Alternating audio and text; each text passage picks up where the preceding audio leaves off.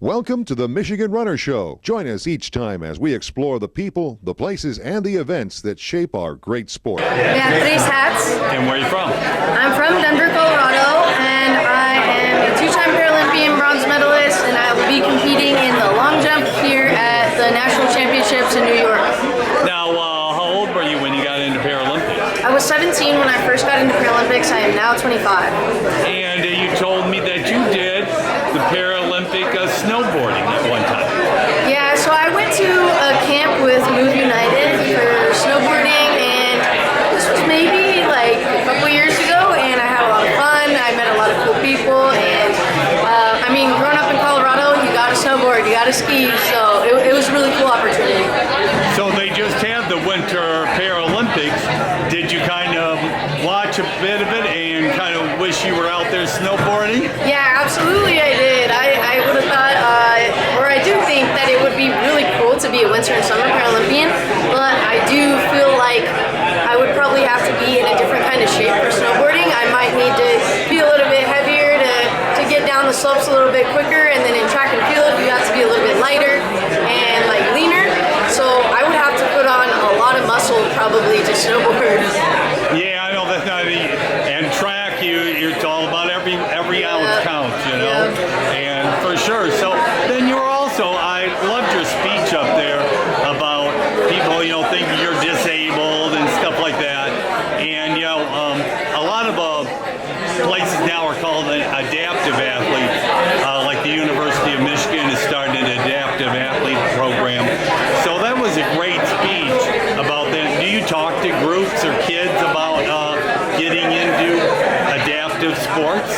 I do go speak at like schools. I speak for other companies. I've done a lot of speaking engagements for Nike. I've done a speaking engagement before for Gatorade, and I would love to continue speaking more to the schools. And I would love to create a way that is easier for more kids to get involved in Paralympic sport. I think just awareness is the first step, but what's awareness without the information? And that's something that I want to be able to spread, and hopefully we're able to maybe create a website or something, maybe talk to head of Paralympic track. How do we do that? I want to get involved in a way that actually matters, not just talk. I want to act. So are you currently with a speaking group or anything like that, or do you get contacted?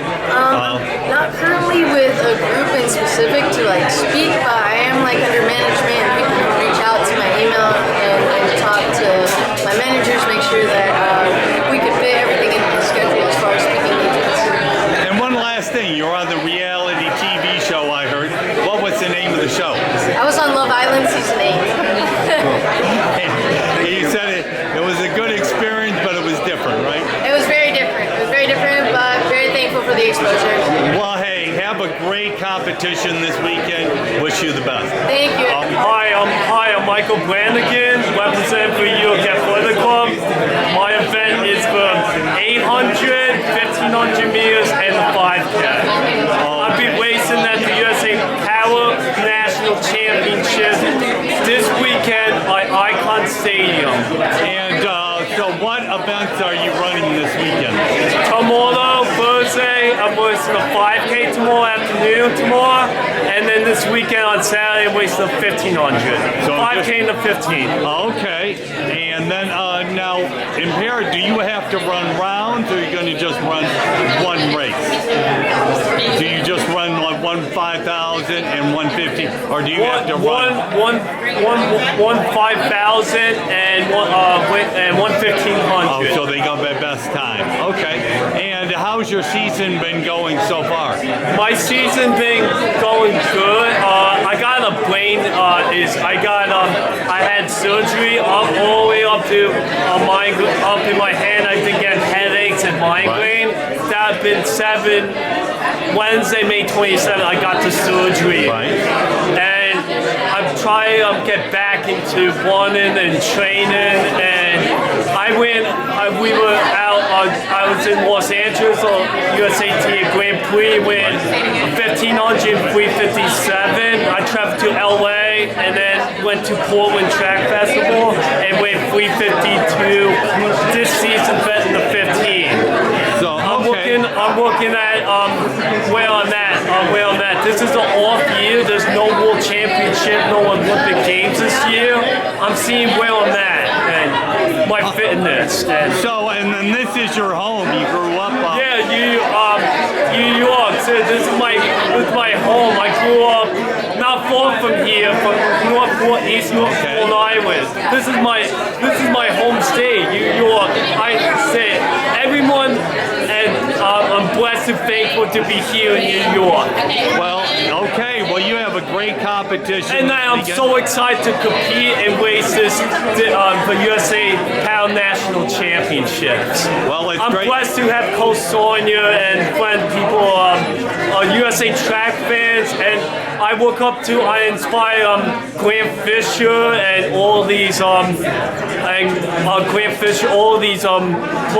who I look up to, and then I'm feeling blessed and thankful. Like it's a journey, a process journey for next LA 28 in the Paralympics.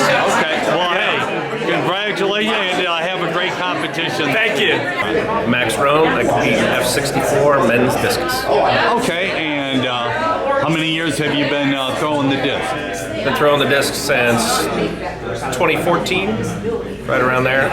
Professionally, right around 2019. And then you got into para about 10 years before that, you said, right? Yeah, started with shot put, made a world team in 2013. Then they got rid of my event. Tried javelin for about 4 years. Found out I was terrible at it, so then I had to switch to discus.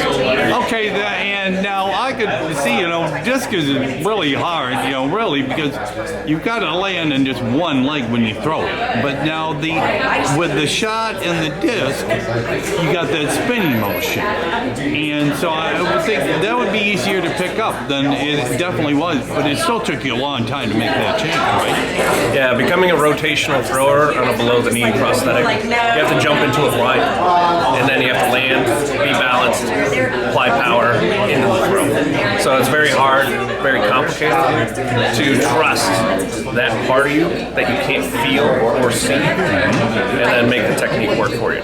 Right, so throwing is already hard. This just makes it even harder. Now, did you compete in track in your younger days or any sports?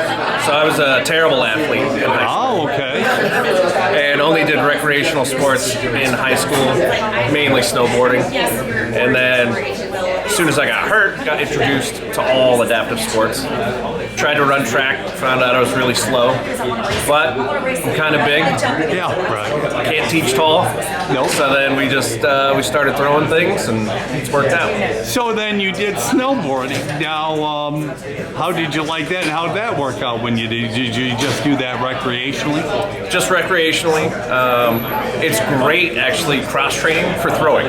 Oh, it is, huh? Because you have to be well balanced. Oh, of course, yes. Right? And it actually taught me how to use the prosthetic better, because you're always trying to put weight on it, be balanced, stacked over your hips, right?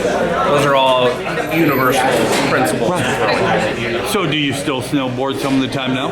I sure do. I help out. I go to Ski Spec. It's Movie United's event. Right. And so, yes, I do it, but I don't think I'm good at it. Right. Meaning, I don't get too confident. Yeah, you're not going to do a big jump. Last time I was there, last day, I made it through the whole week. Sure enough, snow snake jumped up, bit me. I fell pretty hard. And I got to be very cautious doing other sports. Of course. Because that competitive drive just kicks in. You think you're better than you are, and then you pay the And snow sports are hard already, and you fall too hard. And snow's hard. Even if you're totally able-bodied. I mean, I was at the Paralympics, and I saw some guy go down. They had to wheel him off in the ambulance. That's right. And, it's even when you're able-bodied, people get hurt skiing. Snow is hard. Snow is hard. I used to cross-country ski race, and even that was hard. All that. But that's awesome you're doing this. And so you went to New Delhi last year. Was it last year? Yeah. For the World Champ. What was it like being in India? So I loved it. Okay, that's good. Everything is in perspective and context. We were staying in a palace, right? The hotel. I've been to Iraq. So anything kind of So it's just like, being out in combat. so we got food provided. You know, there was toilets, you could drink the water. There was air conditioning. So it was just fine for me. Cool. How many days were you there? We were there for a week, so we were all business. Right. It takes 2 days to get there. Yep. And then I had about 4 days in the country before I had to fly back. Right. So, well, at least you did it. You had fun. Well, that's awesome. You're doing all this. And who is your? Do you have a main sponsor now, or just who is your main sponsor? So unsponsored Oh, you're unsponsored right okay. now. Okay. You know anybody? No. Well, I know. You'll find somebody. I mean, being at the top here, I love your shirt, so right there, that should give you some sponsorship. Appreciate it. And then your companion here, you've got a great story about him. Is it him or her? Him. Okay, him. So tell me a little bit about this great docile dog. Must be a friendless dog. The kids must love him. So this is Luce. Luce. He's from Long Island. And yep. So this is Luce. He's from Long Island. Okay. And his organization was allowed in the hospital. Okay. At Walter Reed. After you got hurt, yeah. So that's how I got introduced to them. After I got accepted, you have to come and stay at the organization for about 2 weeks because you have to be trained as a handler. So he loves coming back. I serve on the board of directors for America's Pet Dogs, and so he's a proud board member with them. So then you said you got hurt during the Iraq War, and then obviously your recovery and everything, and that's how you got the dog and got back into sports. A great story, and wish you the best of luck. Hopefully we will see you in LA at the Paralympics. Yes, sir. That would be phenomenal. So great sponsor, love veterans. You guys are out there doing it. So thank you very much for everything. Yeah.